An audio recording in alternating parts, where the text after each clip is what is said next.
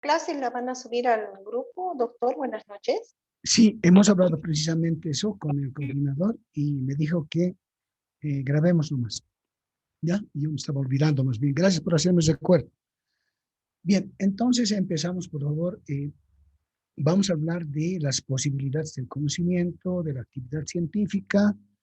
Y bueno, ustedes saben, como especie, siempre tenemos que referirnos como Homo sapiens a cómo hemos ido desarrollando, evolucionando, ¿ya? El tema de la humanización es muy importante también considerarlo, por lo menos como una referencia, ¿no? Y esto nos permite siempre recordarnos, ¿no?, de que somos parte de una especie y bueno, hemos logrado tener tantas diferencias, pero finalmente tenemos un pasado común, ¿ya? Y eso es bueno recordarnos, recordar. Bien, entonces este grafiquito tiene esa intención, ¿no? La humanización, todos nuestros antepasados, también homínidos, las primeras actividades en las que hemos participado, eh, cuando hemos conocido nuestro primer instrumento de trabajo en el Paleolítico, ya que nos ha permitido generar mayores posibilidades de satisfacer nuestras necesidades básicas, ya en algún momento de ser recolectores. Con el transcurso de miles de años hemos logrado ser agricultores. En el caso de haber sido cazadores, en algún momento acorralamos las presas y era más productivo hacerlas reproducir. Entonces, es toda la... hay un video muy interesante, es como una odisea de la especie, y ese video se llama La Odisea de la Especie. Entonces, he recorrido que como especie, primero siendo nómadas, después asentados en algún territorio, bueno, todo el desarrollo, nos han transmitido o nos han llevado al Neolítico y después el arte de las cavernas, las creencias religiosas que seguramente han surgido, ceremonias y rituales, bueno, los ritos, bueno, todo lo que ha sido la cultura nuestra. Trato de graficarla en esta diapositiva que está acá, ¿no? Bueno, aquí hemos dado un salto que está pareciendo de la agricultura a la ganadería, como la primera división social del trabajo, así se llama, eh, por algunos cientistas.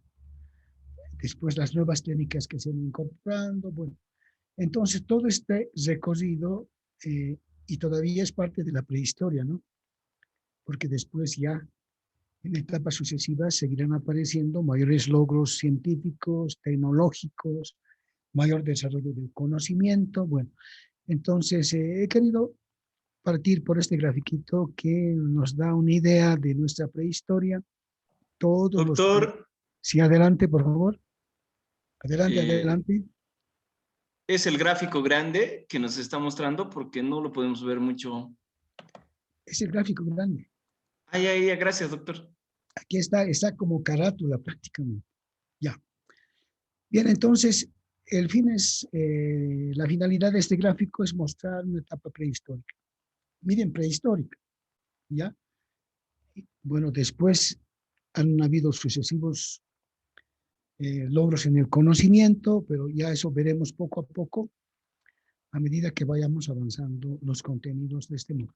Bien, entonces podemos dar un salto y es dar un salto y encontramos a los griegos, ¿no? Y los griegos siempre nos han permitido, es decir, estudiarlos, nos han permitido eh, revisar sus ideas. Y por ejemplo podemos encontrarnos en este caso a Aristóteles, ¿no? Ustedes saben, muchos de nombre en la filosofía, y algunas frases que las hemos escogido, ¿no? Él decía, el ignorante afirma, el sabio duda y reflexiona, por decir algo, ¿no? Entonces, espacio de vida 384 al 322 antes de Cristo, ¿no? Entonces, y así van apareciendo personas que han reflexionado, ¿no?, sobre su realidad en la que han vivido. Eso es importante destacar. Platón, bueno, Platón es más antiguo, ¿no? Es del 427 al 347 antes de Cristo. Platón, que decía hay que tener el valor de decir la verdad, sobre todo cuando se habla de la verdad. Entonces, la verdad siempre va a preocuparnos cuando hacemos investigación científica y reiteradas veces nos vamos a referir a la verdad. Entonces ya podemos decir aquí, búsqueda de la verdad a través de la investigación científica, y podemos decir la ciencia como proceso para encontrar permanente la verdad, ¿no? Y si es la ciencia como proceso, entonces es consecuencia de la investigación científica, ¿no? También podemos referirnos a Sócrates, 470 al 399 a.C. Entonces, bueno, ahí está su espacio de vida. Y Sócrates nos ha dejado algo interesante, el método de la mayéutica, que se trata de, a través del diálogo y a través de la controversia, poder encontrar también la verdad. Entonces, esa referencia respecto a los griegos es una referencia muy rápida porque, bueno, cuando hablamos de filosofía, necesariamente tenemos que acudir a ellos. ¿Ya?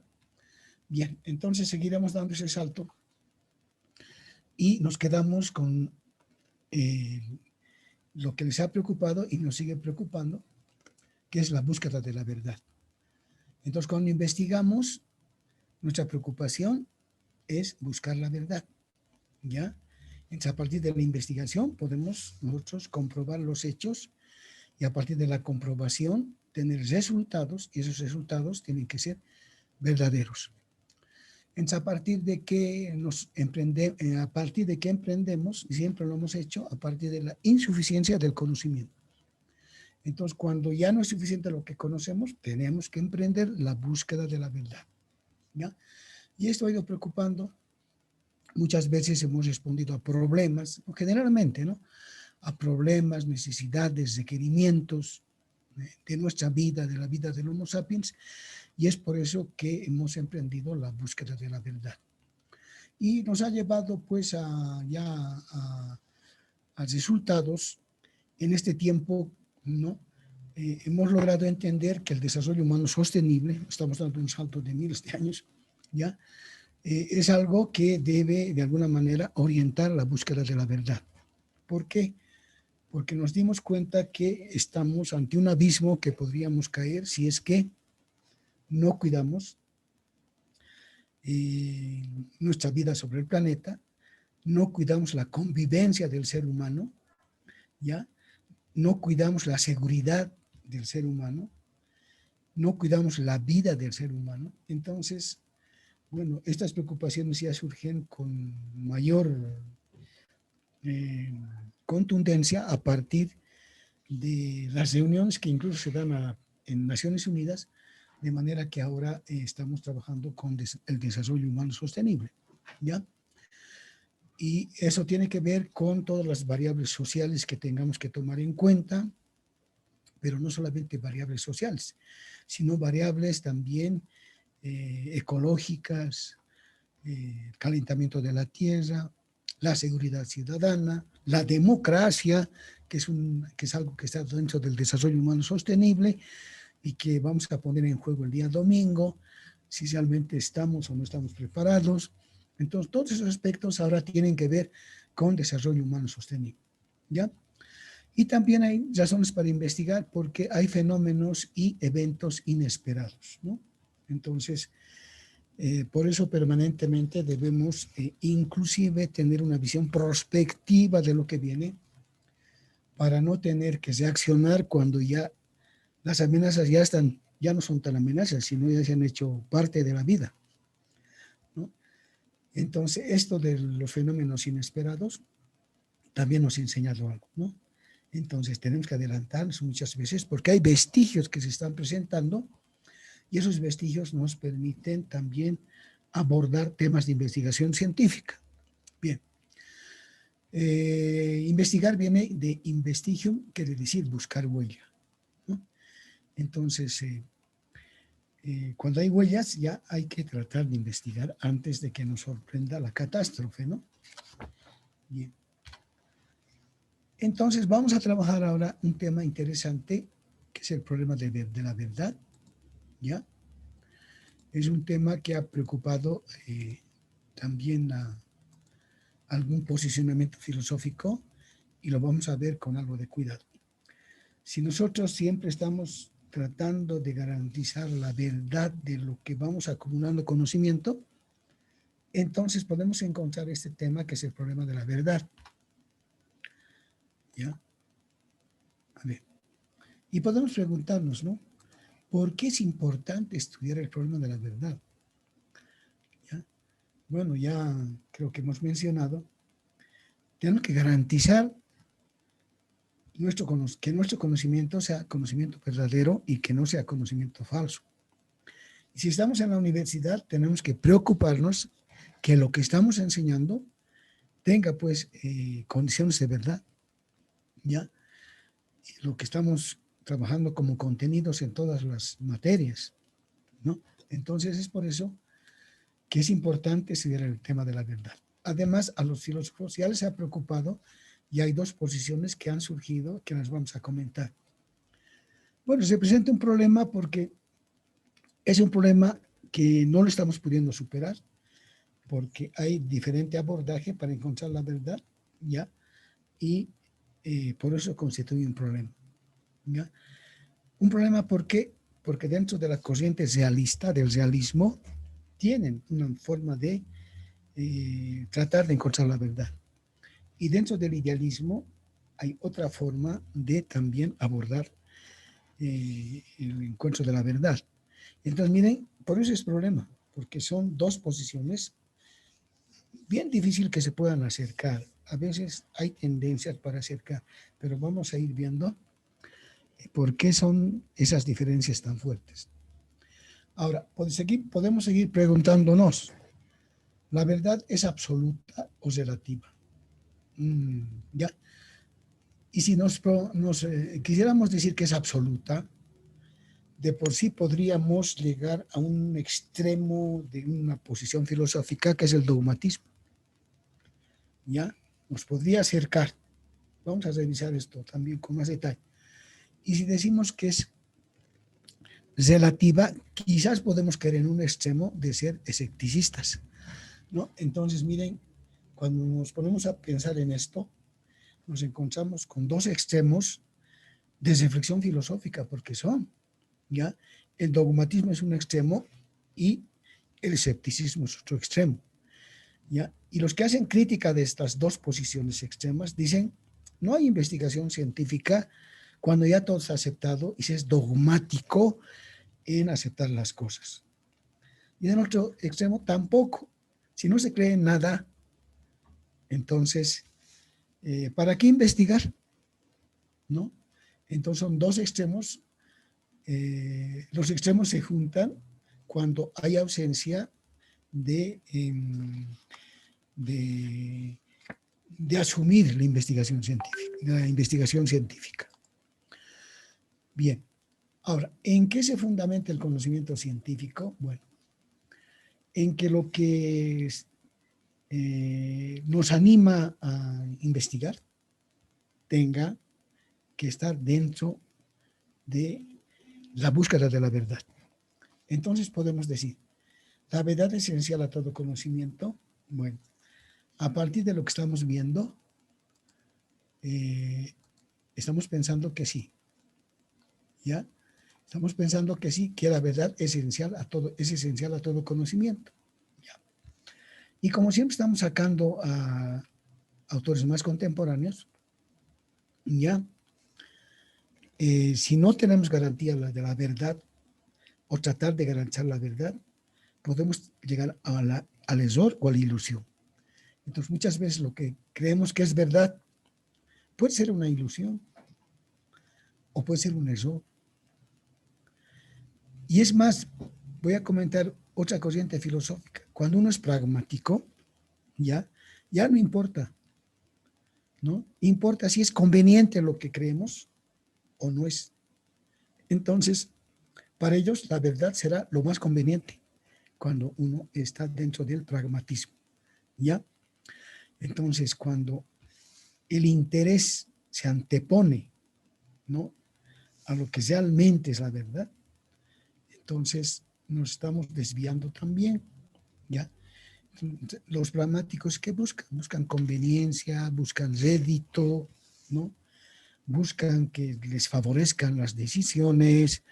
Entonces ya hay otro componente, hay otro ingrediente que es un tanto que criticable, ¿no? Podemos asumir crítica y los ejemplos los tenemos todos los días, ¿no?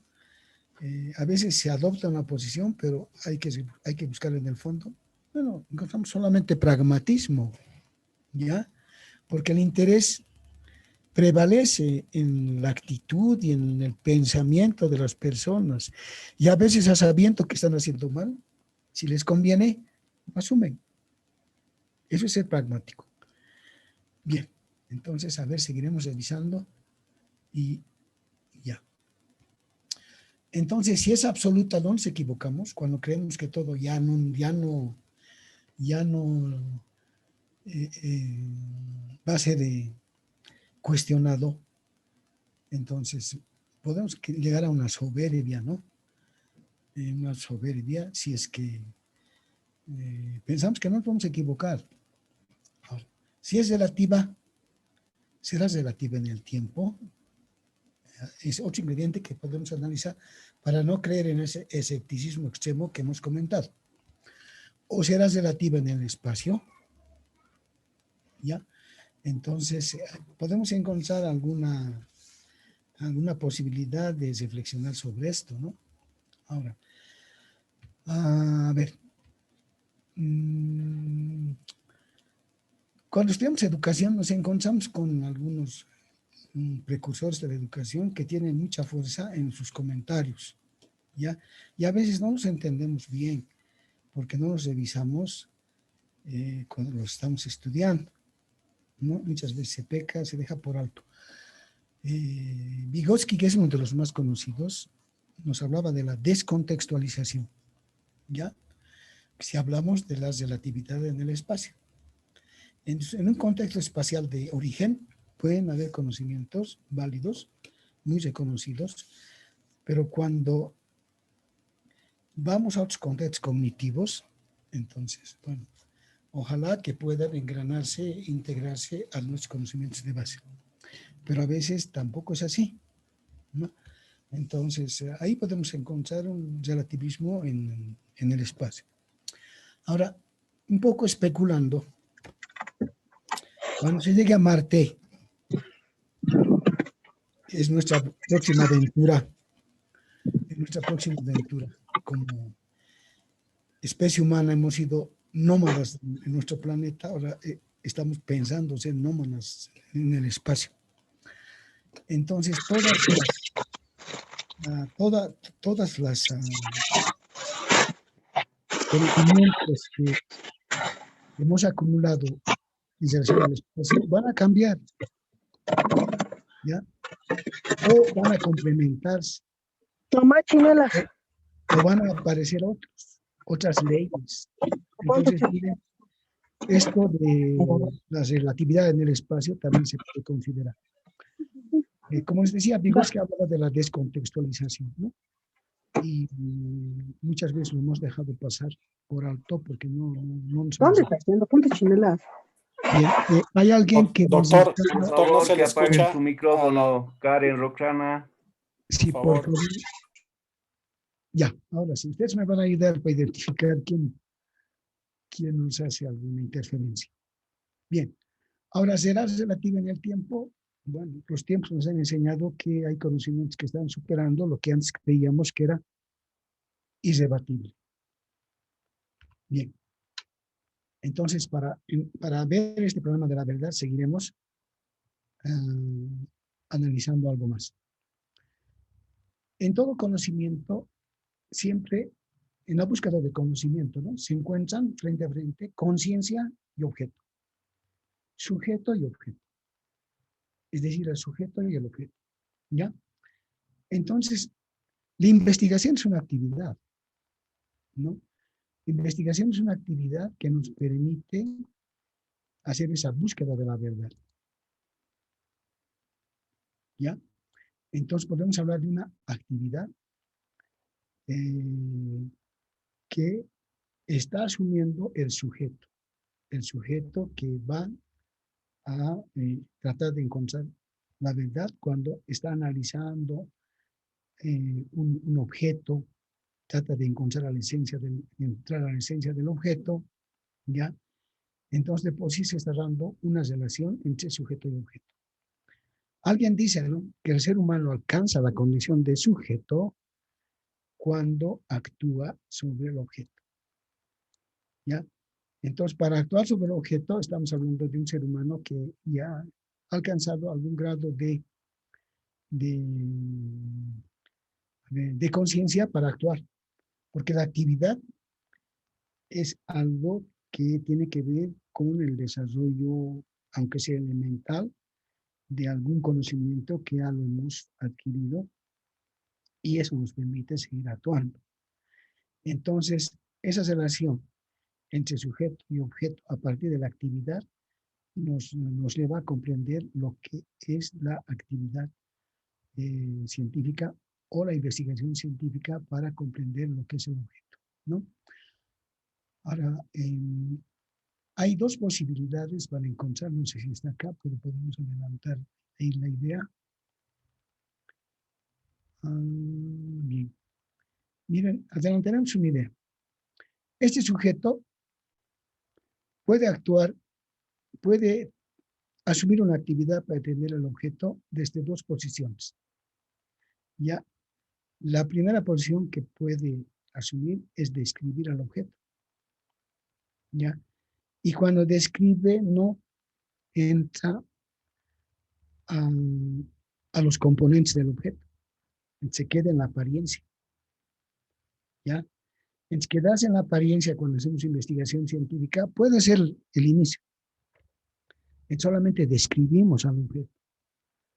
Pero para entenderlo, al objeto, necesitamos penetrar en lo que el objeto es, en sus componentes, en la interacción de sus componentes, en las leyes que pueden regir ya el comportamiento de sus componentes.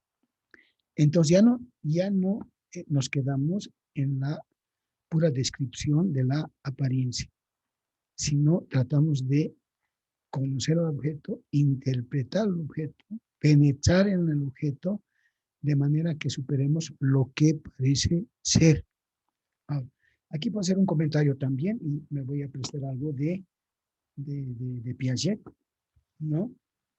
En la etapa preoperacional, ¿no?, anterior a la etapa formal que nos habla Piaget, ¿no?, que todos hemos pasado, porque Piaget ha trabajado con esquemas mentales desde que hemos nacido, ya, en la etapa preoperacional, cómo nosotros pensamos, cómo podemos reflexionar, quizás ni siquiera una reflexión profunda, sino podemos pensar sobre un objeto a partir de lo que sentimos del objeto.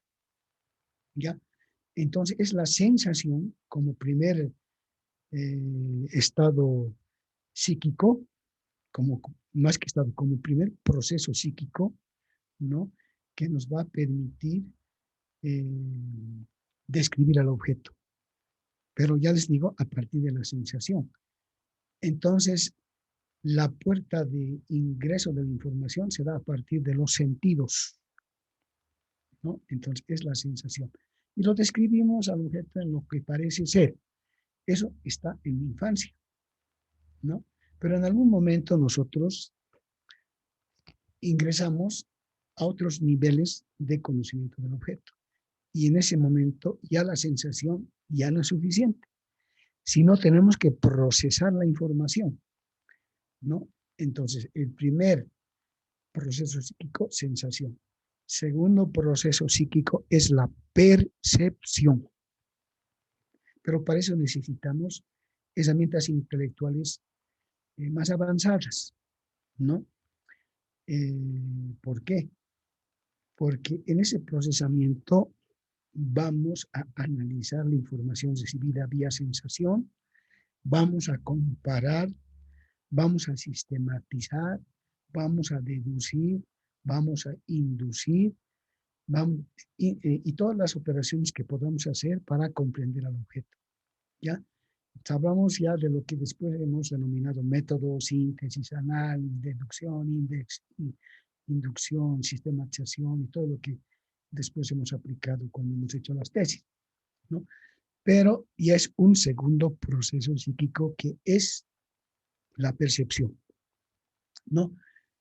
Entonces, esa relación de sujeto y objeto dependerá si el sujeto tiene capacidad de emprender la percepción que va a superar la sensación, ¿ya? Entonces, ya la percepción es un procesamiento, como les digo, y es un segundo nivel más avanzado psíquico que nos permite comprender al objeto. Ahora, algo más, y siempre nos prestamos de estas categorías de algunos precursores que han tenido mucha influencia en la educación, ¿no? Cuando almacenamos conocimientos, estamos en un tercer proceso psíquico, porque ya los conocimientos adquiridos son parte del pensamiento. Cuando pensamos, hacemos uso de todas las categorías intelectuales que las hemos adquirido, ¿no? Entonces, ¿para qué nosotros almacenamos conocimientos en nuestra estructura cognitiva si no es para actuar? ¿Ya? Entonces, aquí la actividad va a jugar un papel muy importante. Mediante la actividad lo hemos conocido.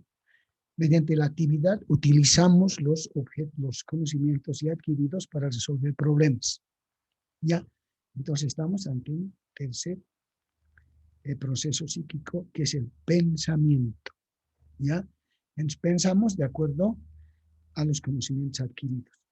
Ahora, si esos conocimientos adquiridos son precisos, están dentro de lo que nos preocupa el tema de la verdad, entonces nuestros pensamientos van a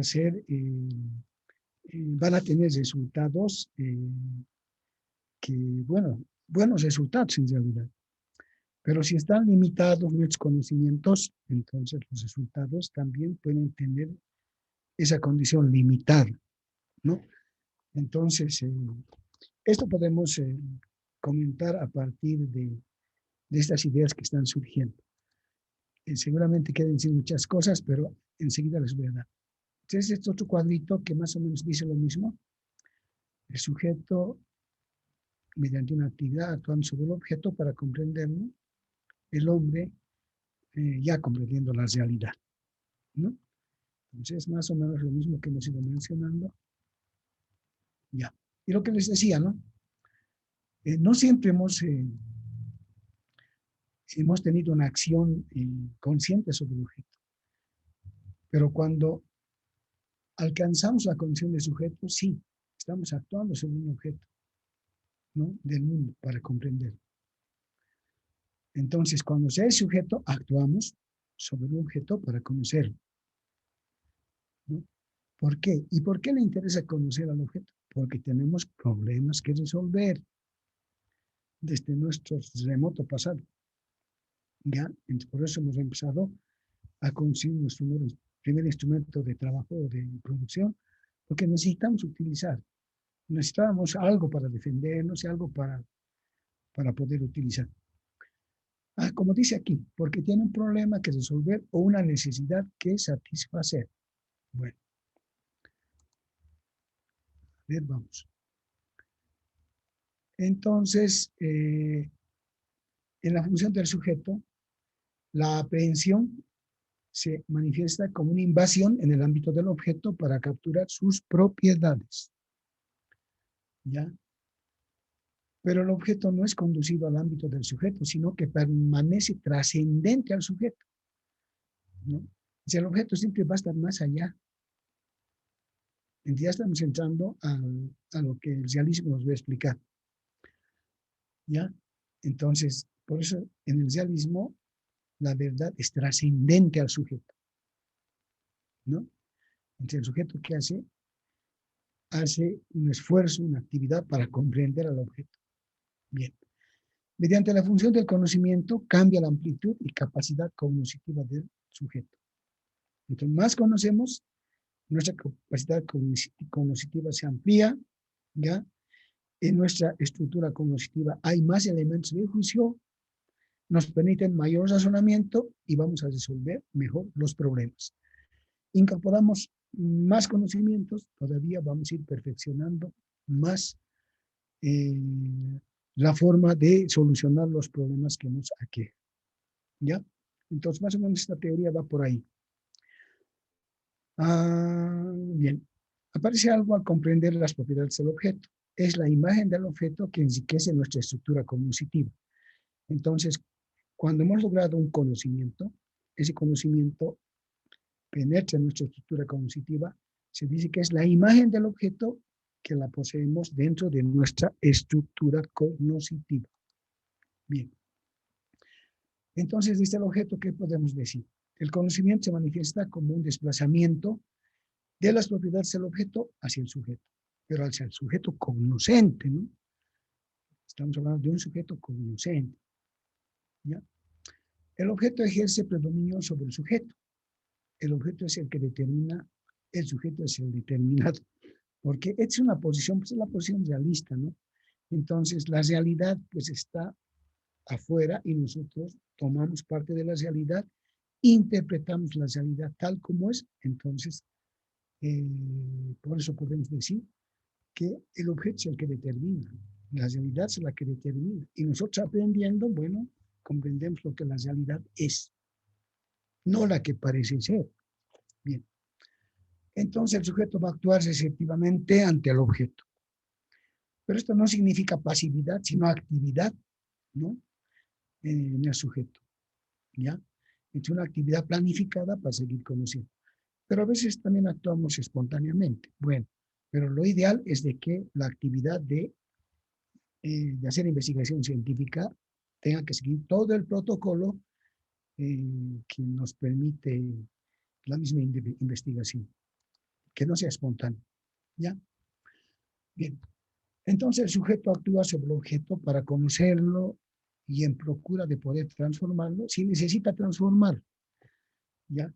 Si conocemos algunas propiedades de algunos recursos, bueno, los utilizamos, si es que necesitamos utilizarlos, ¿no? Descubrimos gas, petróleo, y bueno, podemos transformar y utilizarlos de acuerdo a alguna necesidad que tengamos. El sujeto cognoscente en la acción cognoscente cambia la estructura mental. Más conocemos, bueno, nuestra estructura mental va alcanzando mayor magnitud, ¿ya? Entonces, el aprender es la comprensión de la esencia del objeto, ¿ya? Entonces, es una especie de coger al objeto, pero a partir de la comprensión. Bien. Entonces, en esta posición, el conocimiento de la verdad está ligado a la esencia del conocimiento. Y podemos decir lo que hemos mencionado, de acuerdo a esta tendencia, conocimiento verdadero es conocimiento cierto. Conocimiento falso es error o ilusión. ¿Ya? Bueno, hay críticas también a estas posiciones, ¿no? Pero estamos revisando lo que en este momento está dentro de lo que es el realismo. Y aquí van a aparecer las dos posiciones. Por eso decimos, existen dos posibilidades para encarar el problema de la verdad. Ya lo hemos mencionado, el realismo es una y la otra es el idealismo. Entonces, reiterando, podemos decir, a ver, el realismo. La verdad del conocimiento radica en la concordancia entre el contenido de la idea y el objeto. ¿Qué quiere decir? Concordancia entre lo que pensamos a partir de haberlo comprendido al objeto y lo que el objeto realmente es. ¿Ya? Entonces, por el realismo, decimos, a ver, en el realismo podemos decir que el concepto es trascendente. Hay un concepto trascendente de la verdad. Entonces, ¿qué hacemos cuando estamos en la actividad? No somos pasivos, estamos actuando. ¿Ya? Entonces, ¿qué hacemos? Estamos comprendiendo el objeto. Estamos penetrando en la esencia del objeto. ¿Ya? Entonces, el objeto siempre va a estar más allá, ¿ya?, de lo que es el sujeto cognoscente. Entonces, y parecería que cada vez que profundizamos, cada vez más se aleja el objeto del conocimiento, ¿no? Cuando pensamos en lo micro y en lo macro al menos, pasa que si bien llegamos a niveles de conocimiento, sin embargo, cada vez más se aleja, ¿ya? Ahora, y es interesante reflexionar con estas ideas, ¿no? Si nos hubiésemos quedado en la sensación, ¿ya?, no hubiéramos entrado a un nivel de abstracción de la realidad, entonces jamás hubiésemos pues logrado comprender el comportamiento de los virus, que no los vamos a ver, porque ya la sensación no puede llegar a esos niveles, ¿no?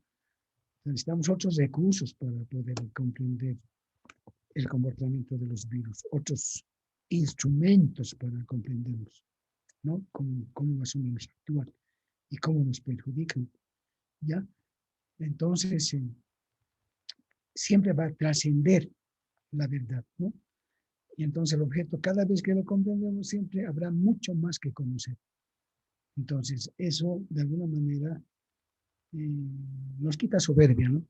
Nos quita soberbia y más bien recuperamos humildad ante la inmensidad del conocimiento que no tenemos, ¿ya? Entonces, es una especie de recuperación de la verdad. Hay una inmensidad que, bueno, que apenas la estamos incluso tratando de vislumbrar, ¿no?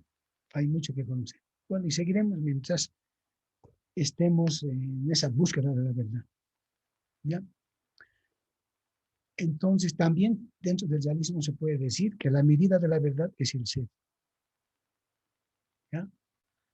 El ser que permanentemente tratamos de comprender a partir de una posición que tienda a garantizar la verdad.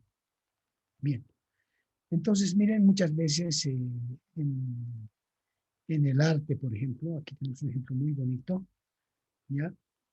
Se trata de, a partir de la plástica, reproducir lo que la realidad es. Y los realistas, pintores realistas o hiperrealistas, siempre tienden a reproducir a partir de la expresión plástica, ¿no? Parece una fotografía, pero no es fotografía, es una pintura, ¿no? Entonces, seguramente que es mexicano, porque la imagen es de Frida Kahlo, ¿no?, una pintora mexicana que tiene muchos renombre. ¿Ya? Omar Ortiz se llama el pintor. Entonces, miren, también a veces se trata de reproducir lo real a partir de la expresión plástica. Bien, pero seguiremos avanzando en este tema de la verdad, así como estamos planteando. Bien, entonces, en el realismo hay una posición epistemológica. La fuente del conocimiento radica en las mismas cosas. Estas son reales independientemente de la conciencia cognoscente, ¿ya? Entonces, ¿qué hacemos nosotros? Interpretamos la realidad. Y seguimos insistiendo. Los objetos existen en la realidad independientemente del sujeto. Así dice esta posición. Las propiedades como color, sabor, olor, textura, les pertenecen de por sí de manera objetiva, independientemente del sujeto cognoscente. Entonces, cuando en el arte realista estamos tratando de utilizar el color que está en la realidad para plasmarlo en la obra plástica. ¿Ya? Bien. A ver, seguiremos. Ya. Entonces, miren, esa es una posición en una confrontación permanente y a veces demasiado hostil, se puede decir, ya, con el idealismo. Entonces, para el idealismo hay otra forma también de conocer la verdad o de encontrar la verdad, ya. Entonces, ya no está afuera la verdad, sino está dentro. Entonces, esto se puede decir que es un concepto inmanente de la verdad. Entonces, la esencia de la verdad se encuentra en la relación con algo que reside dentro del mismo pensamiento. Se reduce el ser a la idea de la persona que puede concebir la realidad a partir de la lógica que posee. En este caso, se reduce la realidad al pensamiento. ¿Ya? Esta posición tiene que ver con el idealismo. Ahora, realismo e idealismo han influido, pues, ¿no? en las ciencias, ya han influido. Y han influido en temas económicos, políticos, ¿no? De manera referencial, podríamos decir, y hasta quizás hasta no referencial, ¿ya? Porque a veces uno está pensando, o estoy en esta posición o estoy en esta otra. ¿Y por qué estoy en esta? Bueno, seré libre de estar en esta y seré libre también de estar en la otra. Entonces, han habido filósofos que han tratado de, al posicionarse dentro de una de estas dos formas de ver la realidad, han tratado de ir justificando, ¿no? Aparecen teorías, aparecen posiciones, posturas políticas, aparecen reflexiones filosóficas, incluso aparecen métodos de investigación, ¿ya? Entonces, estamos hablando del realismo, seguro que la dialéctica va a jugar un papel muy importante, pero no la dialéctica idealista, sino la dialéctica materialista, ¿ya? Cuando adoptamos el paradigma sociocrítico, tendrá que estar la dialéctica. Pero a veces, incluso con lo sociocrítico, se va al otro extremo de la dialéctica idealista, hegeliana, ¿ya? Entonces, miren, eso poco a poco vamos a ir tratando de revisar de manera que tengamos un panorama y cada uno, bueno, adoptará un posicionamiento de acuerdo a su decisión, ¿no? Bueno, libre que se pueda tomar. Y en este problema de la verdad, bueno, cada uno. Y con los diferentes matices que han ido apareciendo, ¿ya? Por sucesivas propuestas que se han dado. Bien. Entonces, podemos seguir diciendo que la posición idealista sostiene que los objetos fuera del pensamiento no se pueden conocer. Bueno, es una posición muy extrema, ¿ya?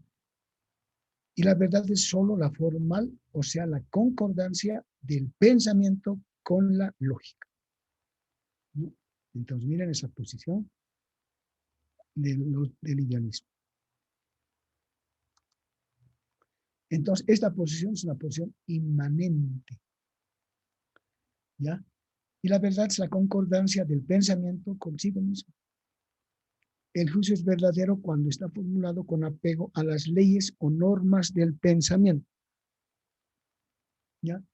Entonces, la verdad sería meramente formal, coincidente con la concepción lógica. Bien. Y volvemos al arte. El arte idealista refleja la realidad. El arte idealista radica en la mente del artista, sin estar sometido a la realidad. Desde el realismo el mundo es interpretado. Desde el idealismo el mundo es imaginado. ¿Ya? Ahí está Picasso, por ejemplo. Bueno, así se imaginará y así plasma, ¿no? Creo que es Guernica esta obra, si no me equivoco. Sí, Guernica es. ¿Ya? Bien. Entonces, ya aquí les voy a la palabra para que opinen. Entonces, en el idealismo, la verdad es inmanente, está dentro del sujeto. En el realismo está fuera del sujeto. ¿Ya?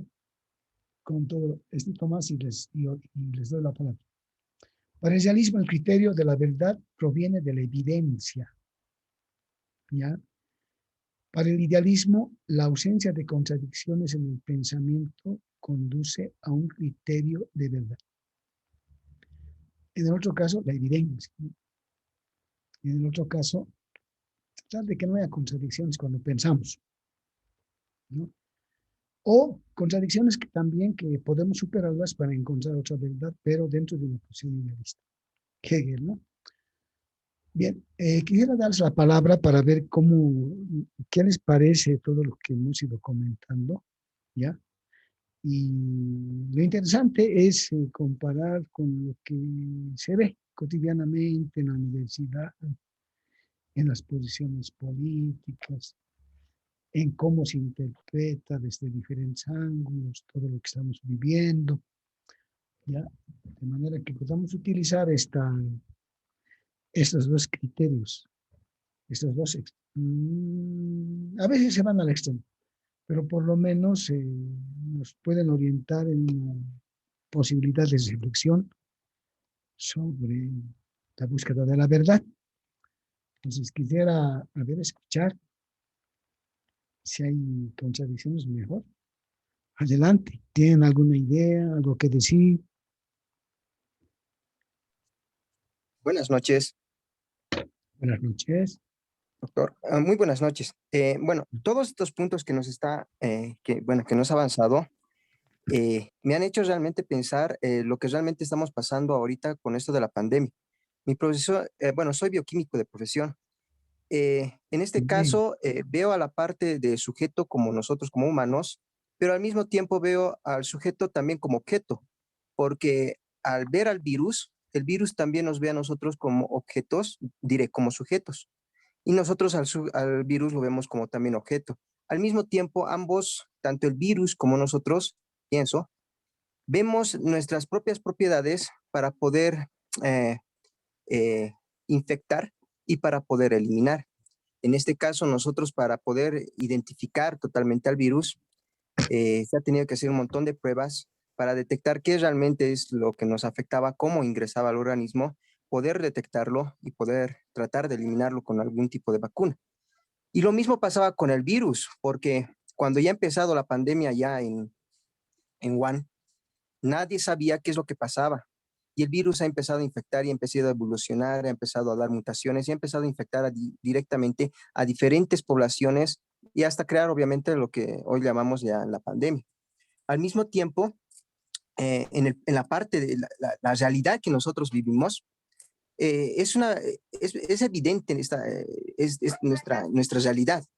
Y en la parte de nuestro idealismo, no sabría cómo tratar de interpretarlo, porque estas acciones de las enfermedades, más que todo de la pandemia, no sé si tendría una clase eh, ideal o no sé si me podría orientar, ¿no?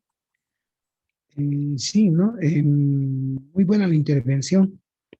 El sujeto cognoscente, ya desde la complejidad, ¿no? Y más antes también. Pero en la complejidad ya se hace con más énfasis, se afirma con más énfasis. El sujeto cognoscente, ¿no? Al mismo tiempo que el sujeto, también es objeto de investigación, así como usted ha dicho, ¿no? Entonces, también es sujeto de investigación, sin dejar de ser sujeto, ¿ya? Entonces, eso puede corroborar todo lo que está mencionado, ¿no? Porque es lo que hemos estado haciendo, ¿no? Hemos investigado algo que nos ha afectado, pero también cómo ha sido la reacción del mismo sujeto, que también se ha convertido en objeto de conocimiento.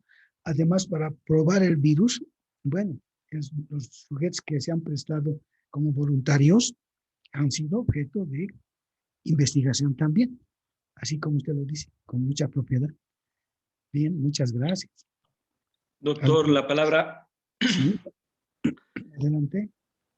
Bastante complejo lo que usted presenta hoy sobre digamos, de los diferentes filósofos, las posiciones o criterios de los diferentes filósofos. Quisiera ir un poquito a lo que decía Sócrates. ¿Eh? Sócrates, él decía en una de sus frases de que la verdad no existe, pero existe en el todo. Y eso hace que nazca una investigación, o nazca la investigación. Porque si existiría la verdad, no habría razón ni motivo para investigar. Entonces, al no conocer una realidad, entonces nace la inquietud de investigar. Y yo veo que en todas estas posiciones que usted nos muestra, de las corrientes del realismo y de la corriente también del idealismo, nos permite que sí o sí en una investigación tomemos los dos criterios, porque si tomamos el criterio del realismo, vamos a tener las evidencias. Y al tener las evidencias, también vamos a tener una interpretación, digamos, de esa investigación de la propia realidad, imaginar esa investigación. Entonces, también tendríamos que tener ese criterio del idealismo, que nos serviría bastante para tratar de encontrar, digamos, esa verdad o quizás dar solución a esa necesidad o problema de que estamos investigando.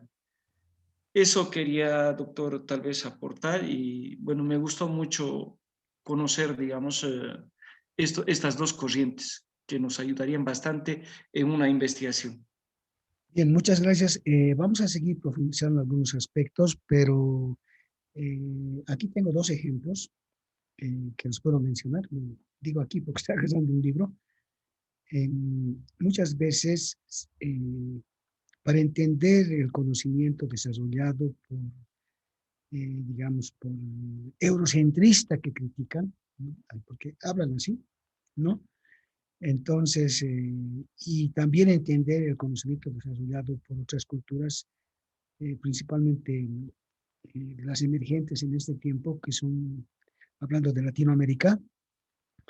Entonces, se ha tratado de hablar de un pluralismo epistemológico, ¿ya? Entonces, tratar de aceptar las dos posiciones. Aunque el uso de la razón, el racionalismo, haya caracterizado más a la investigación, que entre comillas la denomina eurocentrista, ¿no? Entonces, un poco como para ponerle también en buen lugar a las subjetividades, ¿no? Que tienen alguna relación con la forma de pensar más, digamos, más cercana a latinoamericana. Entonces se ha tratado de llegar a tratar de acercar mediante un pluralismo epistemológico, ¿ya? Entonces, muchas veces sucede eso. Ahora también hay otra posición que puede ser cuestionada o los que están pensando así la defienden. Yo soy ecléctico, dicen. Bueno, entonces quiere decir de que podría estar tomando de ambos extremos. Pero muchas veces cuando se está juzgando algo, puede aparecer, ¿no? Un posicionamiento que desde el otro posicionamiento puede ser cuestionado. Miren, voy a hablar tres cositas, ¿ya?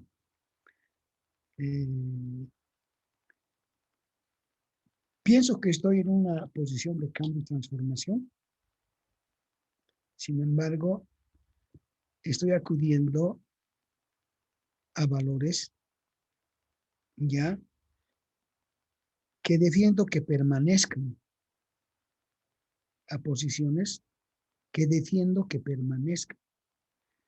Pero de pronto, dentro del realismo, me voy al materialismo, a la dialéctica, y me encuentro con cosas tan agresivas para esa forma de pensar, y empiezo a ver de que en la dialéctica materialista todo cambia, todo fluye, nada permanece, todo se transforma, ¿ya? ¿Y quiénes han adoptado pues la dialéctica materialista? Precisamente los que han querido cambiar la sociedad. Ya ha sido el sustento teórico de lo que ha pasado en la Unión Soviética en 1917.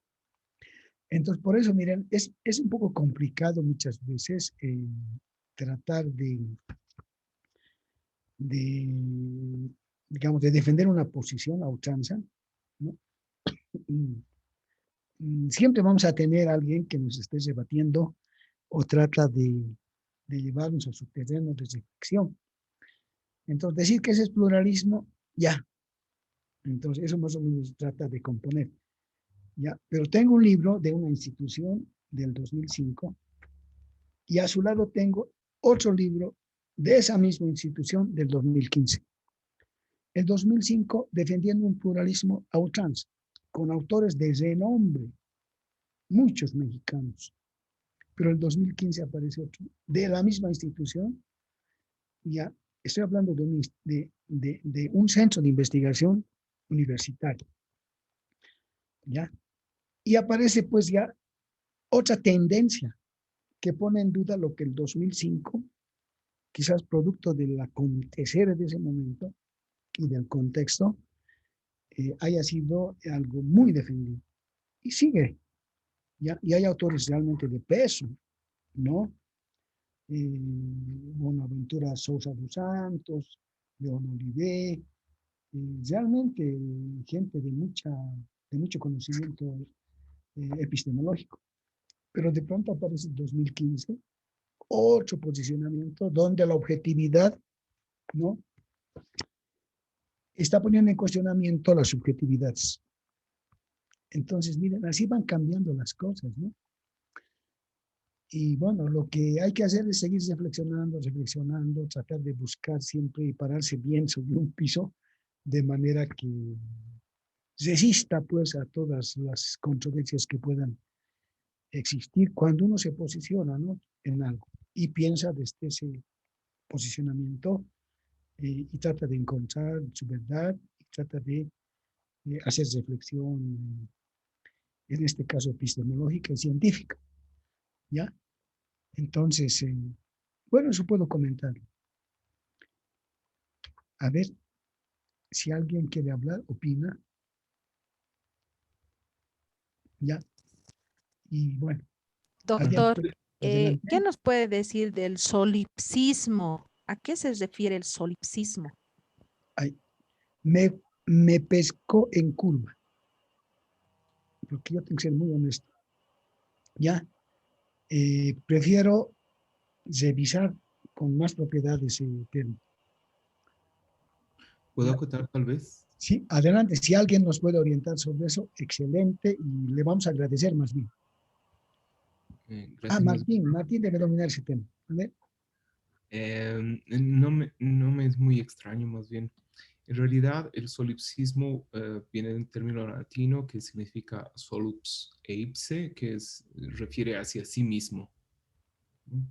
Y el problema del solipsismo se comprende como el problema derivado de esta teoría del conocimiento del siglo XVIII y siglo XIX, ¿no?, que parte de la siguiente idea que muy bien nos ha explicado el doctor el día de hoy, ¿no? Tenemos a alguien que conoce un objeto. Vemos nosotros ahora la pantalla delante de nosotros, ¿no? Nosotros somos un sujeto y tenemos, por lo tanto, un objeto frente a nosotros. Ahora, el conocimiento de este objeto en este caso es muy interesante porque es mediado por el lenguaje. Tenemos también otro tipo de objetos que no están necesariamente mediados de esa forma por el lenguaje. La mesa o la cama o el mueble que tengamos cerca es un objeto que al parecer conocemos directamente. Pero lo que tenemos son hechos físicos o fenómenos físicos, ¿no?, que se pueden tocar, pesar, ¿no? Son entes concretos. Y no obstante, lo que nosotros consideramos como conocimiento son fenómenos psíquicos, es decir, entes ideales, es decir, ideas, conceptos. Entonces, ahí surge la polémica que muy bien nos ha explicado el doctor el día de hoy. ¿Cómo es posible que este conocimiento, por ejemplo, analítico, ¿no?, los números y demás, correspondan con la realidad externa, con cosas que son concretas y cambiantes? Ahí una de las tensiones hacia esta postura que se ha llamado idealismo ha propuesto que, por ejemplo, entes como los números o las figuras geométricas no vienen de la experimentación de las cosas, no es porque toquemos. Por ejemplo, sabemos que hay vacas porque hemos visto vacas de niño, pero triángulo, eso no hemos visto físicamente, sino que está en nuestra mente y diferentes culturas la tienen. Entonces eso genera el problema de si el conocimiento está dentro del sujeto. Y si lo que yo conozco como sujeto individual puede ser conocido por otro. Y creo que esos problemas son en gran medida problemas latentes, ¿no? Y por eso conviene mucho, como ha hecho también el doctor en la última parte, preguntarnos, ¿y qué concepción de ciencia hay en Bolivia, ¿no? Así agarramos autores de donde sea, o es que hay la posibilidad de una fundamentación de las ciencias. Y hay, por lo tanto, no un interés por gremios o teorías, sino por la verdad y por esclarecer un criterio unitario de verdad, ¿no? Entonces, ese creo que es el problema cercano del solipsismo y estas diferencias de teorías, doctor. Muchas gracias. Muy oportuna su intervención. Nos ha Gracias, facilitado colega. mucho. Muchas gracias. Muchas gracias. Bueno, cuando apareció la foto de Martín, pues Martín está formado precisamente en este campo y por eso yo le decía de que nos va a ayudar mucho con sus intervenciones, ¿no? Y ahora lo hemos comprobado. Bien, muchas gracias. La palabra, por favor, doctor. ¿Ya? Sí, por favor. Gracias. Bueno, de acuerdo a lo que he podido escuchar de su exposición, sumamente interesante, porque digamos, para mí, este campo de la filosofía y la epistemología es, digamos, un campo muy ajeno, porque yo soy de formación economista. Entonces, en este sentido, yo quisiera opinar acerca de lo que sería el realismo. Entonces, según lo que usted nos ha ido mostrando en su exposición, sería una posición epistemológica. Por supuesto que me ha quedado la duda si el idealismo también es una posición epistemológica. Por otra parte, claro, nos indicaba que el realismo es la fuente del conocimiento, ¿no? Que radica en las mismas cosas, que son reales independientemente de la conciencia y que los objetos existen en la realidad independientemente del sujeto. Entonces, aquí se me vienen a la mente temas como, digamos, las diferencias axiológicas.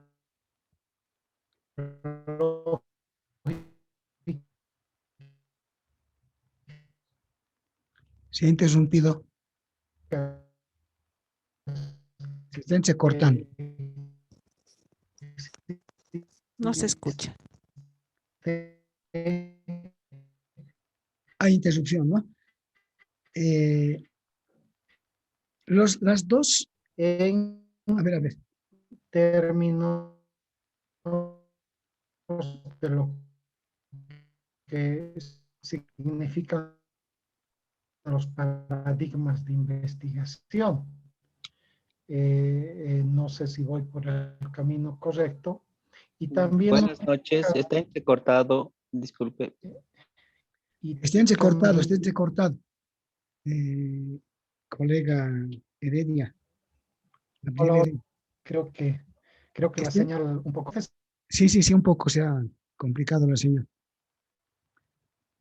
Bien, en lo que podía decir, las dos posiciones tratan pues de defender cómo lograr la verdad. ¿Ya? Cómo encontrar la verdad. Y como lo decía hace rato, hay una controversia radical en defender cada uno. Y a veces puede incluso herirse hasta sensibilidades. Mire, le voy a decir una sola. Cuando hacemos investigación de acuerdo a aplicar una encuesta a un a una muestra determinada, ¿no? Con un tema local, digamos, de preocupación local, bueno, los resultados también van a tener ese ingrediente local, ¿no? Entonces, mucho de lo que nos van a responder posiblemente sea producto de lo que piensa la gente, ¿ya? De lo que piensa la gente. Entonces, cuando hablamos de lo que piensa la gente, estamos hablando de su forma de ver la realidad, ¿no? Desde su lectura que tiene.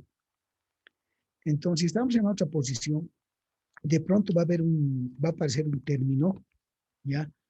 Un término que va a poner en duda el resultado de una investigación que tenga validez local, ¿no? Porque puede ser de que se cuestione y sea producto de la subjetividad, ¿no?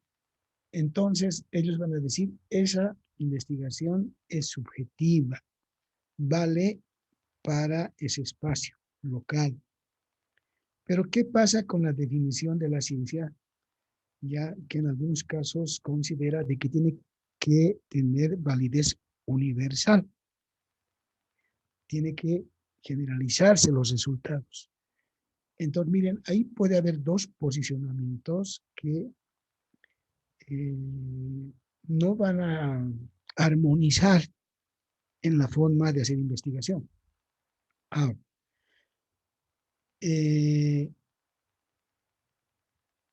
hay métodos pues que nos llevan a ese terreno de investigación. La investigación-acción es una de ellas, ¿ya?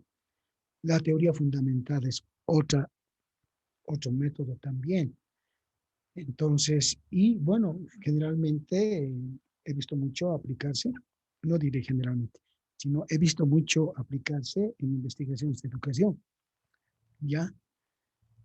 Y no aparece lo que alguien ha mencionado, uno de ustedes, sí, adelante, hace dos opiniones, no aparece lo que es la totalidad social, por decir algo. No se piensa en la totalidad, ¿no? Entonces, si no se piensa en la totalidad y solamente se toman algunas experiencias muy locales, entonces está dejando de conectar lo local hacia una totalidad que nos puede dar mayores posibilidades de plantearnos quizás macroinvestigaciones, ¿ya? Quizás macroinvestigaciones. Entonces, ese fenómeno se está viendo, ¿ya? No solamente en educación, ¿no? Habría que preguntarse en las carreras sociales que tienen que ver con lo social, ¿no? ¿Qué macroinvestigaciones se están produciendo, se están desarrollando? Entonces parece que no más de que se quedan en lo micro, ¿ya?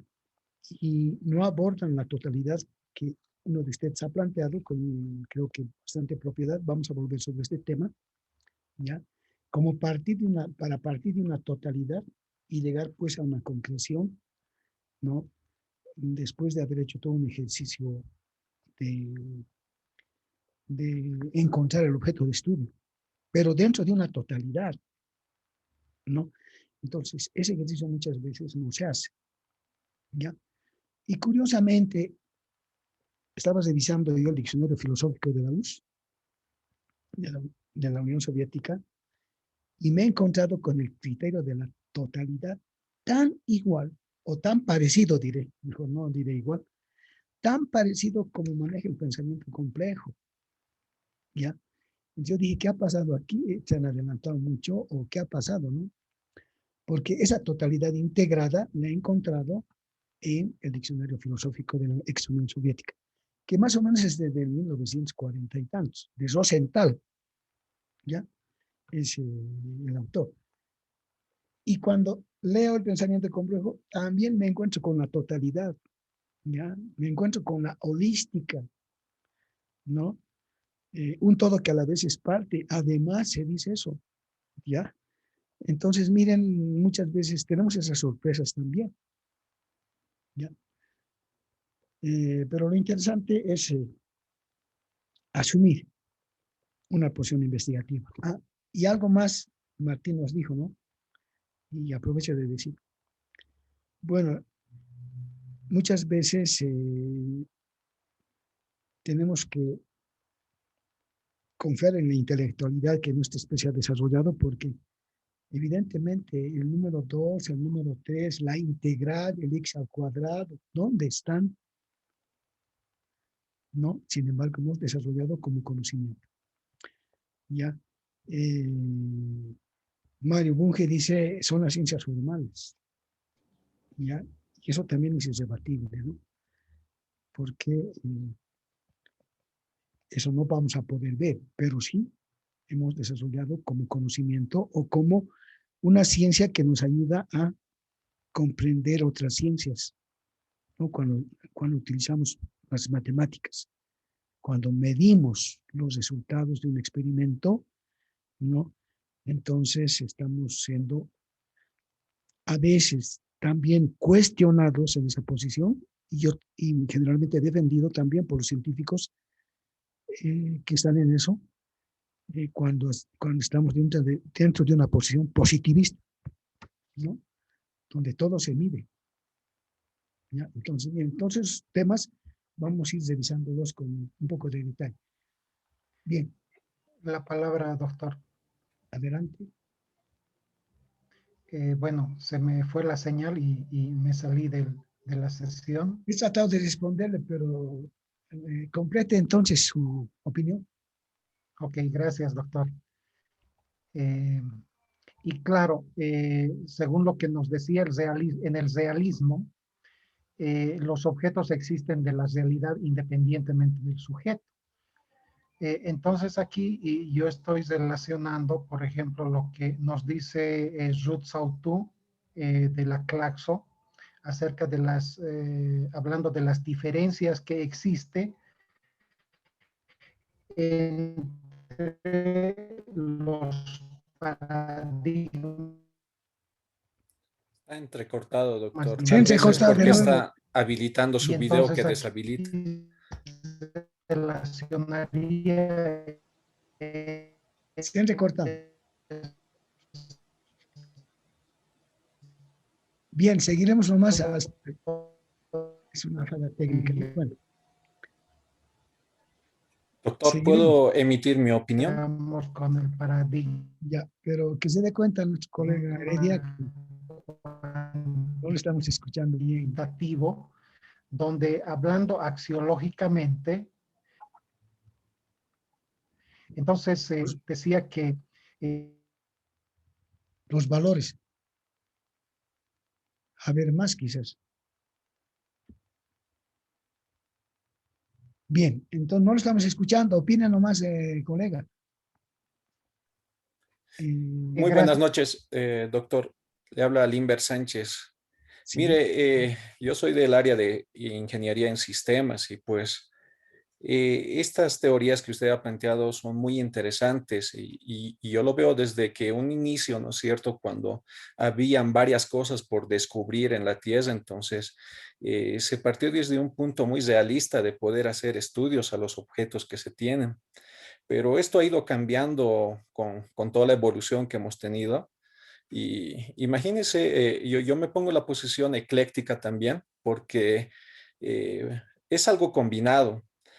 Antes, en los años 70, no sé si usted vio, había una serie llamada Viaje a las Estrellas, donde todo partía de la idea de cómo podrían ser otros planetas, qué tipos de vida se podría encontrar, etcétera. Sin embargo, de esa fecha hasta ahora, estamos viendo, ¿no? Por ejemplo, las exploraciones a Marte que se está realizando ya, pero como un objeto ya realista, es decir, estamos mandando sondas que puedan hacer la investigación del objeto, pero siempre a partir de lo ideal.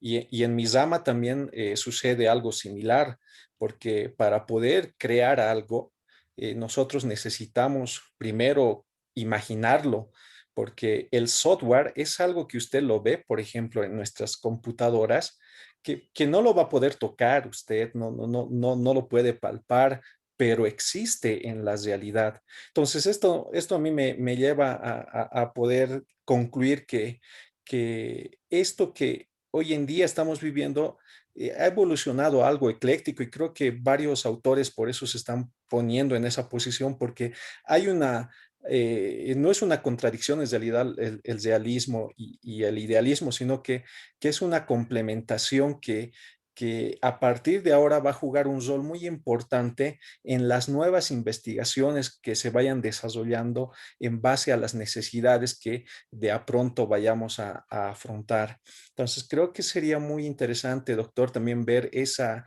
nueva tendencia que es el ecléctico, que me interesaría ver las bases de cómo está basada teóricamente. Gracias por la atención. Bien, muchas gracias. Bueno, mm, la ciencia también pues ya va respondiendo a los requerimientos que tenemos como especie, como sociedad, y mucho se asocia el desarrollo y progreso de la ciencia a los temas productivos, ¿no? La ciencia ha desarrollado mucho más cuando hemos empezado a aplicar el conocimiento a la producción, ¿no? Las energías que hemos incorporado, la primera revolución industrial, la segunda, y bueno, las comunicaciones, y en la tercera, cómo nos han permitido conectarnos mejor, y bueno, el gran logro de las tecnologías de la información precisamente han logrado mejorar los procesos productivos y también la interacción entre humanos. Hemos vuelto una aldea al planeta, ¿no? Ahora es una aldea, ¿no? Porque está todo interconectado y nos hemos dado cuenta pues de que finalmente vivimos en un planeta tan pequeño ya ante la inmensidad del universo y que bueno, seguramente vamos a seguir reflexionando en esa nueva realidad, en esa perspectiva de la realidad que se está presentando con el avance del conocimiento científico. Y vamos a seguir reflexionando, ¿no? En función a eso. Ahora, hay radicalismo en estas dos posiciones, evidentemente, ¿ya? Y hay un radicalismo que muchas veces puede más bien llevarnos a tratar de encontrar un acercamiento así como usted lo hace, ¿ya? A ver, y eso ya lo han planteado los soviéticos. Miren, a ver, tratando de responder y adecuarme a lo que se ha mencionado. El cuarto proceso psíquico es la memoria. Hemos hablado de sensación, percepción, pensamiento, memoria. Y la memoria transversaliza. ¿Por qué? Porque lo que obtenemos como sensación, podemos nosotros memorizar. Lo que obtenemos como percepción también. Y el pensamiento, lógicamente, es parte de nuestra estructura cognitiva y está almacenado. Pero hay un quinto proceso psíquico y tiene también que ver con la escuela soviética, porque lo que le he mencionado es algo que se ha obtenido de la escuela soviética, ¿no? Pero no se ha quedado ahí, porque muchos autores han ido trabajando sobre esto y siguen trabajando. Se ha considerado como un proceso psíquico dentro de la terminología que utiliza la escuela soviética, la imaginación. ¿Ya? En otros ámbitos, la creatividad, podría decirse.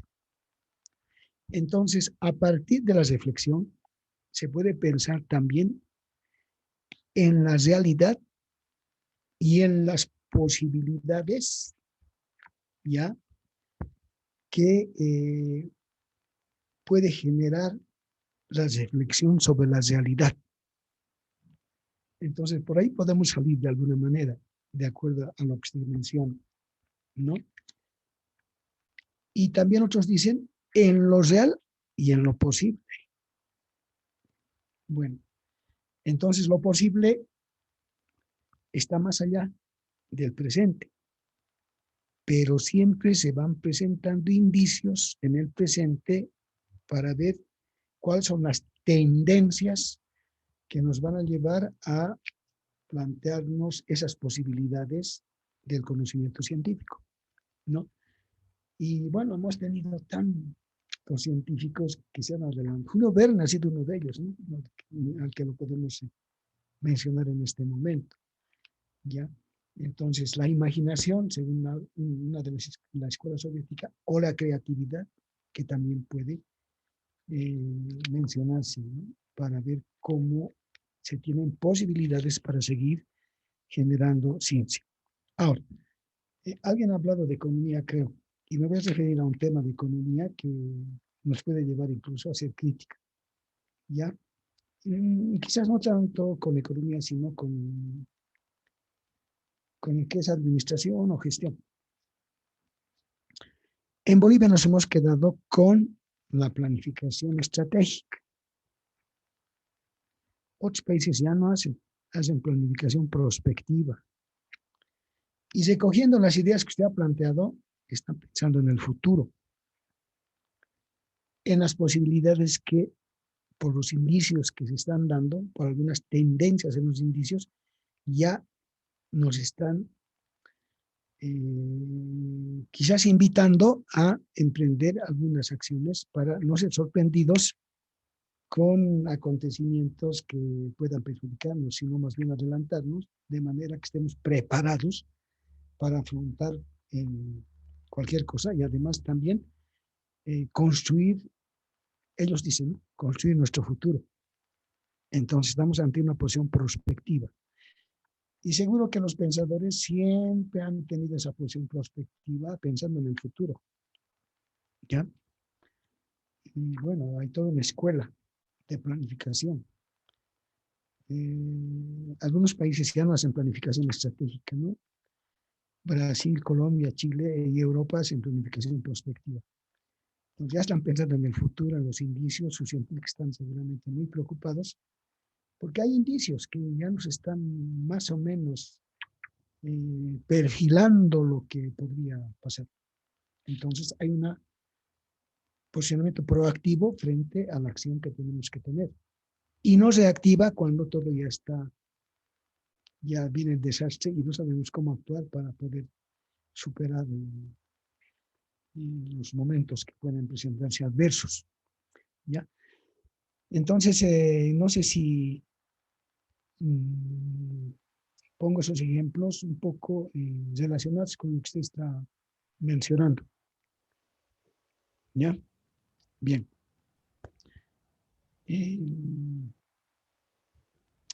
¿Alguien más quiere decir algo? Quería aprovechar ese silencio para dar un pasito atrás. Y uno de los compañeros habló, por ejemplo, de la informática y esta relación entre idealismo y realismo.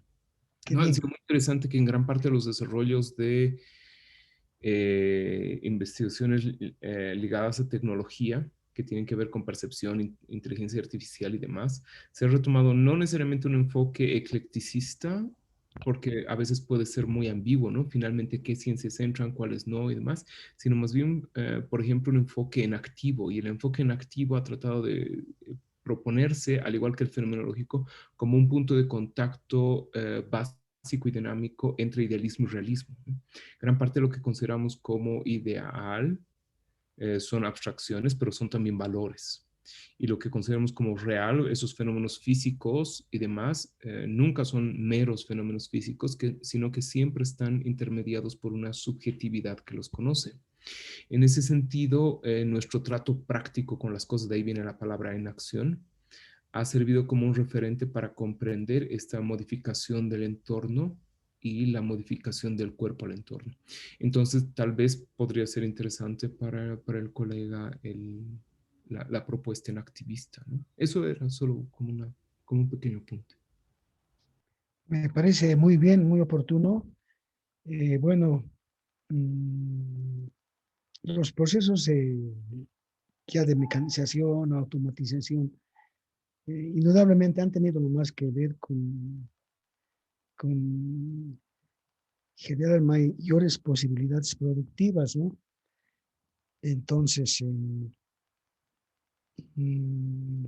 ya desde la simple máquina de sumar que alguna vez hemos inventado, o desde la imprenta, bueno, las operaciones han sido quizás de mayor alcance, que han superado lo que hacíamos con la energía humana, ¿no? Con la atracción humana. Entonces, es parte de nuestro desarrollo también, ¿no? El tema tecnológico. Y bueno,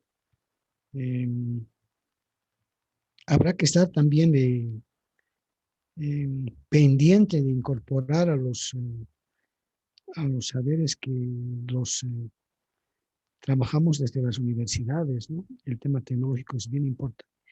La técnica, bueno, nos ha llevado a buenos resultados, pero ya la incorporación de la ciencia a la producción ya nos ha generado procesos tecnológicos mucho más adecuados para ir mejorando los procesos productivos. Entonces, posiblemente haya una tendencia economicista para poder explicar algunas cosas, pero bueno, en el origen del hombre, la producción siempre ha estado presente para solucionar sus problemas, ¿no? Una producción rudimentaria quizás, y ahora con los equipos ya tecnológicos que tenemos, que son sorprendentes y que también nos van a llevar a unas nuevas realidades, ya, cuando confiemos todo lo que hay que hacer en la máquina, o cuando las máquinas interactúan entre máquinas para resolver algunos problemas, ¿no? Entonces, quizás que, ojalá que no perdamos nosotros el control. Entonces, miren, la realidad también va a tener ese tipo de ingredientes que en este momento pueden incluso hasta asustarnos, ¿no? Pero ya se habla de la quinta revolución, de la sexta revolución industrial, ya se hablan de especies tecnológicas, incluso se hablan ya de humanos que dependen de algún componente en su anatomía tecnológico. Entonces, miren dónde estamos yendo y dónde estamos cambiando, y las reflexiones van a ir surgiendo. Bien, muchas gracias nuevamente, Martín, por su participación. Bueno, y seguirán habiendo seguramente más reflexiones sobre estos temas. A ver, esto para terminar, ya. Esto para terminar, tenemos unos minutos. Ojalá no utilicemos la ciencia para desviarnos de mejorar nuestras condiciones. ¿Ya? Morín, que es muy radical en esta posición, dice, a ver cómo ustedes lo recibirán: ¿cuántos sufrimientos y desorientaciones se han causado por los errores y las ilusiones a lo largo de la historia humana, y de manera aterradora en el siglo XX? Igualmente, el problema cognitivo, ¿no?, tiene importancia antropológica, política, social e histórica. Entonces, ¿qué está tratando de decir? Está tratando de decir de que por haber tenido nosotros un conocimiento que nos debía llevar a resultados positivos, por no haber considerado que el conocimiento está entretejido por factores antropológicos, políticos, sociales e históricos, podíamos haber cometido esos errores que los hemos cometido con tanta víctima que Morín considera en el siglo anterior. Entonces dice, ¿no?, si pudiera haber un progreso básico en el siglo XXI, sería que ni los hombres ni las mujeres siguieran siendo juguetes inconscientes de sus ideas y de sus propias mentiras. No sé cómo nos recibirán eso, ¿ya?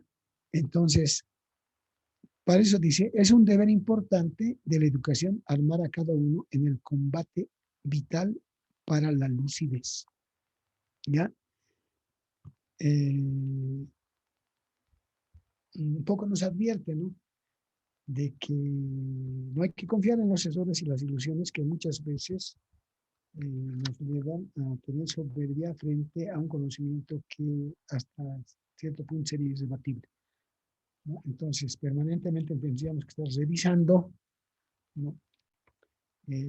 Todo lo que conocemos a través de una autocrítica, de manera que podamos seguir logrando juicios verdaderos sobre el conocimiento que se está desarrollando. Pero hay algo más. Y bueno, vámonos nuevamente a Aristóteles. Ya. La única actitud digna, dice, de un ser humano es la búsqueda de la verdad. La lógica sirve al que va a investigar porque posee razón como ser racional. Pero por otro lado, la realidad también tiene cierta racionalidad. ¿Ya? Es racional. Entonces, habrá que compatibilizar esas dos racionalidades de la realidad, que no sabemos por qué se manifiesta de la manera como se está manifestando a partir de las leyes, seguramente, que exigen en la realidad, ¿no? Especialmente, podemos hablar del origen del universo, del comportamiento de los astros, del comportamiento de las partículas, y vamos a lo pequeño, que tiene también cierta racionalidad, cierta regularidad. Entonces, ahí tratamos de encontrar también un punto de encuentro, ¿ya? Entonces, hay que hacer uso del razonamiento, ¿no? Generar proposiciones, premisas, sacar conclusiones que finalmente seguirán siendo proposiciones. Ahora, algo más podemos sacar como para estar en una posición, bueno, esto es dentro del realismo. Alguien dice, ¿no? La realidad ha existido antes del sujeto cognoscente. La realidad existe durante la vida del sujeto cognoscente. Y la realidad seguirá existiendo después que deje de existir el sujeto cognoscente. Entonces, miren, esta es una posición que hace pensar, ¿no? También, bueno, la finitud de nuestra existencia, pues, nos limita a poder seguir conociendo, ¿no? Y la realidad seguirá, no sabemos hasta dónde, ¿no? Bien. A ver, esto podemos también revisar. La búsqueda de la verdad nos lleva a la búsqueda de las razones, de los fundamentos de la ciencia, que ahora hemos dicho es la epistemología. Las ciencias salieron de la filosofía, pero todavía existe un cordón umbilical, que son las razones y fundamentos que se estudian por la filosofía de la ciencia, es decir, por la epistemología, ¿no? O también se llama teoría del conocimiento, pero siempre tratando de buscar la verdad. Bueno, y creo que con esto estamos acabando esta parte, no sé por qué lo hemos traído a Nietzsche, pero ya que está aquí lo revisaremos. Las verdades son ilusiones de las que se han olvidado que no son. Metáforas que se han vuelto gastadas y sin fuerza sensible. Monedas que han perdido su troquelado y no son ahora ya consideradas como monedas, sino como metal. Bueno, Nietzsche muy crítico sobre las verdades que estaban vigentes durante su existencia. ¿Ya? Ha sido víctima seguramente de una sociedad que tenía sus propias verdades, ¿no? Porque él tenía otras verdades. ¿Ya? Bien. Entonces, se puede decir que cuando dijo Dios ha muerto, bueno, esa sociedad en la que estaba viviendo habría matado a Dios. ¿Ya? Entonces, es una afirmación muy conocida. Y para terminar, a ver, veremos a esta señora que dice, Hannah Arendt, ¿no? La mentira o negación deliberada de la verdad ha estado presente, si no en todos los momentos de la historia de la humanidad, por lo menos desde la creación de los primeros mitos acerca del origen de las cosas, ¿no? De las instituciones. Y en todo caso, siempre que el hombre ha disputado con sus congéneres alguna forma de poder económico, social, político o religioso. Entonces estamos ante una expresión que está ligando la imposición de esas verdades ligadas al totalitarismo. ¿no? Porque en el totalitarismo no se aceptan libres pensantes, ¿no? Hay una forma de pensar oficial que le conviene al totalitarismo y no acepta el libre pensamiento. Por eso nosotros permanentemente decimos en la universidad, tenemos que ser libre pensantes, ¿no? Porque tenemos que autorregular nuestra vida a partir de lo que nos ha tocado vivir al haber entrado a la academia. Ya, o sea, aquí viene el libre pensamiento para oponernos al totalitarismo. Pero cuando ya ha habido alguna forma de poder, que esté en el origen también o en las primeras etapas de nuestro desarrollo social, entonces ya las verdades ya no han sido las verdades, sino aquellas que convenían a quienes han ejercido el poder, ¿no? Es interesante considerar esto porque cuando nos ponemos a pensar en el poder, encontramos el Estado como un instrumento del ejercicio del poder, ¿ya? Entonces el poder lo hemos visto desde las sociedades esclavistas y en todas las partes que nos podemos pensar y analizar en la historia de nuestra sociedad, en cualquier parte del mundo. Lo hemos visto en Asia, en África, con diferentes formas de Estado, más que todo en Europa, bueno, también en nuestros países, pero el Estado siempre ha generado verdades de acuerdo a sus intereses de quienes detentaban el uso del poder para sus intereses, cuando la sociedad se ha dividido. Entonces, eso también devela algunas verdades que muchas veces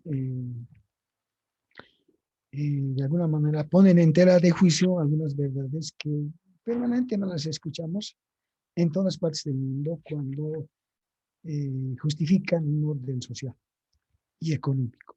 Bien, con eso creo que terminamos. Y bueno, el mensaje creo que vamos a tratado de darlo con esta última diapositiva de Hannah Arendt. Bien, entonces habríamos terminado nuestro tiempo. O si tienen alguna opinión, háganla, crítica, controversia, lo que quieran ustedes. ¿Ya? Cualquier opinión vale, ¿no? Bien, ¿alguna opinión? Parece que hace a mí, parece que me he quedado solo aquí. ¿Ah? Estamos aquí, doctor. Estamos presentes, doctor. Estamos atentos. Estamos atentos, profe. Veo una pausa, una pausa de silencio. Han debido estar pensando en el atrevimiento de mis opiniones. Ya, a ver, ¿quieren decir algo? Nada. Entonces, para el día viernes lo vamos a invitar al coordinador y que le van a hacer todas las preguntas que consideren de manera que demos solución a algunas preocupaciones. Bien, ¿algo más? No, gracias, doctor. Gracias, doctor. Gracias. Gracias, doctor. Buenas noches. Gracias, doctor. Muchas gracias. Muchas gracias, doctor. Hasta luego. Gracias a ustedes. Gracias a todos. Gracias, doctor. Muchas gracias también. Gracias, doctor. Gracias, doctor. Muchas gracias, doctor. Buenas noches. Buenas noches a todos. Muchas gracias. Buenas noches, colegas. Muchas gracias. Buenas noches. Buenas noches. Muchas gracias. Buenas noches. Gracias, buenas noches a todos.